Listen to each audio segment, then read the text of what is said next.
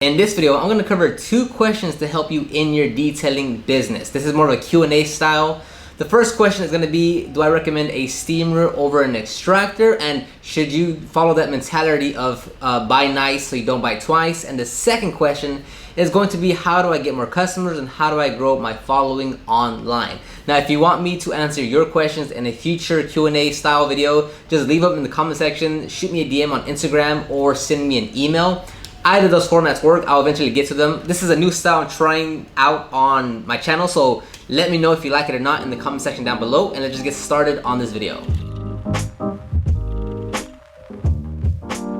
So this question comes in from Aris Auto Detailing. He asks, I'm currently looking to buy an extractor and a steamer, and I wanted to get your opinion on what to buy. I'm a big believer in the buy nice so you don't buy twice rule, so I'm not looking for something cheap. I appreciate your help.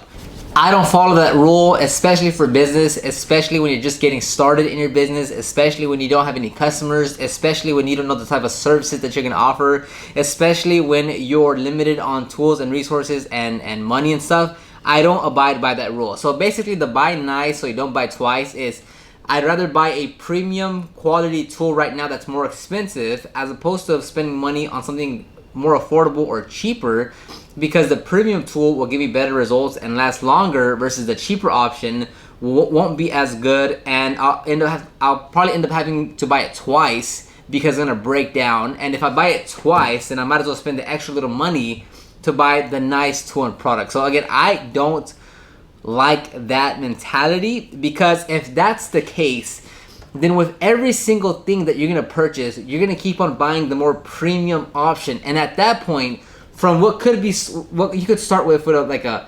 $500 budget, but you wanna go to the next phase, the next premium step in terms of quality, that $500 budget balloons to $2,000, $3,000, $4,000.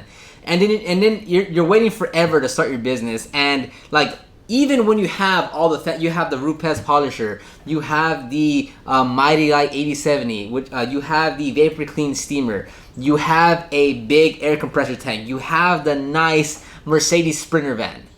You get all of that, and then you start your business, and then what's gonna happen? You still don't have any customers. So to me, not so much getting into the actual brand of what to recommend, but that buy nice so you don't buy twice mentality, I do not encourage that, because if you're limited on if you're limited on the finances, you have to be smart about where you put your money. And if you just from the very get-go you have the mindset of like, well, I just want to buy the premium stuff because I know it's gonna be a return on my investment, and I'm gonna make my money back on this, and it's gonna help me be more productive. No. What I recommend is that you buy the best you can within the budget that you have, right? So if the best you can buy is a $150 polisher instead of a $345 polisher, start with that. If you can buy a $400 extractor instead of a $1,400 extractor, start with that. And make money off of the tool that you're using, save up, start putting a new budget for the next upgrade. Once you're getting customers, once you save up enough money, once you generate enough revenue, go and buy that next tool, upgrade, and then sell off your current tool or product or whatever you have.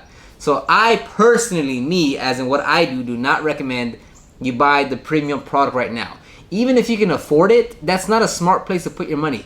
Maybe you should put it into marketing, meaning, hey, how about we go get customers? How about instead of spending, let's say like the Mighty Light 8070 is $1,400. The Vapor Clean steamer is $1,000. So for those 2 items alone, to get it shipped to your door, you're looking around like $3,200, depending on where you are in the world, right? Like where you are in the US. So instead of spending the $3,200 to get those 2 items, why not spend $200 on a McCulloch steamer, $400 on an Alka Provac? So now that's $600 you have to get the extractor and steamer. And then let me check my math, because I'm pretty dumb most of the time. What was the math? 400, 600. So now you still have an additional $2,600 left over. Why not put that into marketing and advertising? You acquire customers, and you much faster make your money back, make a profit, and you're able to reinvest that $2,600 into your business from whatever money you make, and then you're able to grow your business more. So I do not recommend, if you have 3,000 bucks, I do not recommend you put that all into equipment. You first start off by buying the most affordable, the best affordable tools and products that you can, and then invest the other part of that budget into actually acquiring customers, making money. So if you could buy 3,000 worth of products and get no customers, or spend 600 bucks on the equipment, spend 2,600 bucks on acquiring customers, making 7,000 off of that budget for marketing, then you use that 7,000 to reinvest back into your business to get the better tools and products. That is a much better suitable option than from the very get-go. You're like, okay, you know what? I'm gonna get the best tools and products right now. I want the best. I want to be professional. No, I do not even care for that for the slightest. Like, that does not cross my mind at all. And that's why you have to be kind of careful about like where you watch your YouTube videos, like where you're consuming your content, because there are some channels that like I'm not throwing shade at all whatsoever, but I'm just saying like, because I went through the exact same process of like, you watch these other channels and then you're like, wow, like they're using those cool products. Wow, like, well, if he's using that, if she's using that, I need to be using that. And you get so fixated that you're saying, man, like, this guy is doing so awesome. This person has a shop. This person is getting great results. Like, I guess I have to have that polisher. I guess I need to have that pressure washer. I guess I need to have that setup. And then you'll be so fixated with like, I need to have that. And you absolutely don't. And also, don't forget that the person that you're watching, they didn't start off with those tools and products either. Like, if you look behind me and you see all these brands and products and tools, you're like, wow, I guess I need all that. No, I started off with literally 1% of all of this. So whoever you're watching, whatever you're watching, just know that you don't need to spend exactly right now. You don't need to get the best tools and products, because as your business progresses, you're going to progress with the tools and products. Like, just because you purchase the best right now doesn't mean your skills are up to par to handle those tools, that equipment. So even if you buy the Rupes polisher versus a Harbor Freight polisher, it doesn't mean you acquire the skills of the Rupes polisher. You still have to learn how to properly use it. And let me tell you, if you're just getting into detailing and you get a Rupes, most detailers, 99% of the detailers that know what they're doing, can easily be more productive and get better results with the Harbor Freight polisher than you can with the Rupes long throw machine, because it goes down to the experience and the skill set, not the tool that you're using. So, way off topic off of this one, but because if I answer the question directly, I'm doing you a disservice by telling you a brand.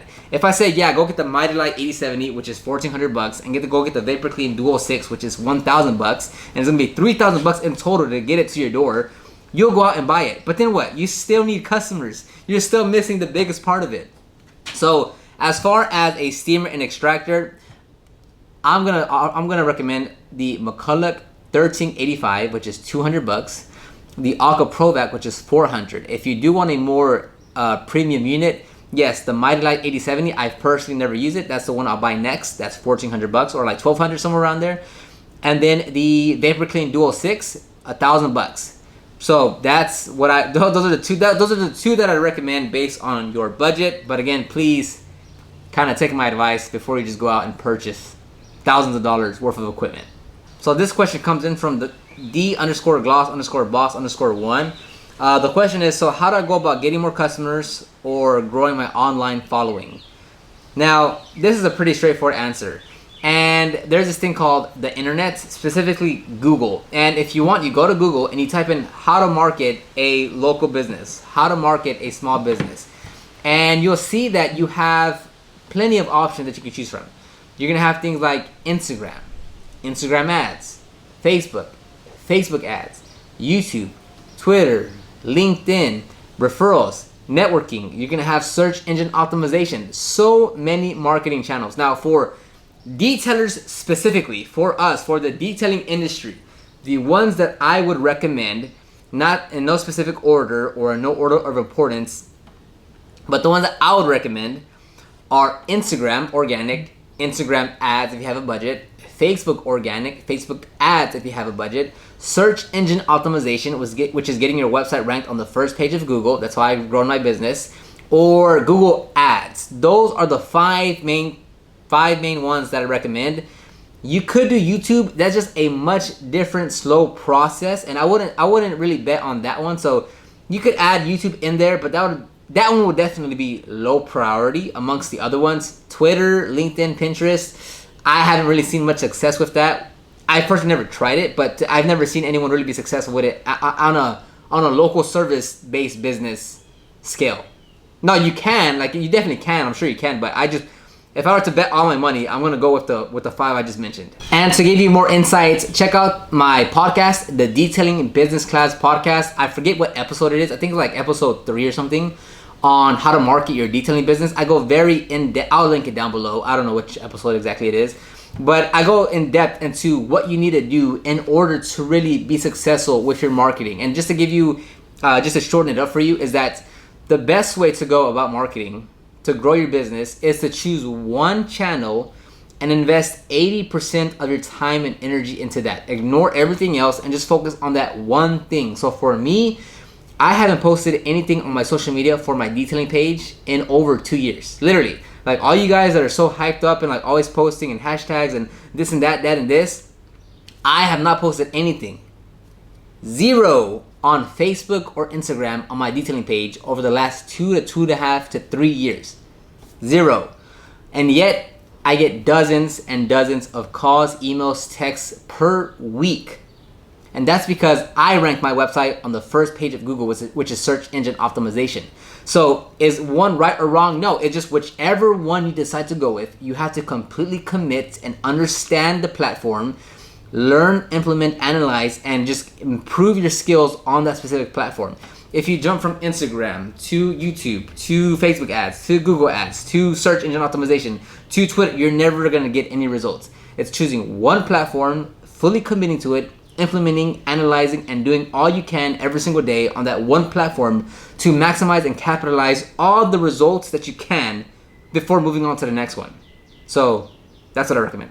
And there we go. We are done with this first video. Let me know what you think. I've done similar ones in the past, but I'm just kind of revamping it up again. So let me know if you enjoyed this style of video where I just answer your questions. It's just a Q&A, basically. It's going to be specifically around business. So let me know if this is something you want to keep on seeing or not. I have a few more queued up that I'll be uploading over the next few weeks. But just let me know your thoughts, your opinions on this type of video, what you'd like to see different or more of or whatever. But leave those comments down below.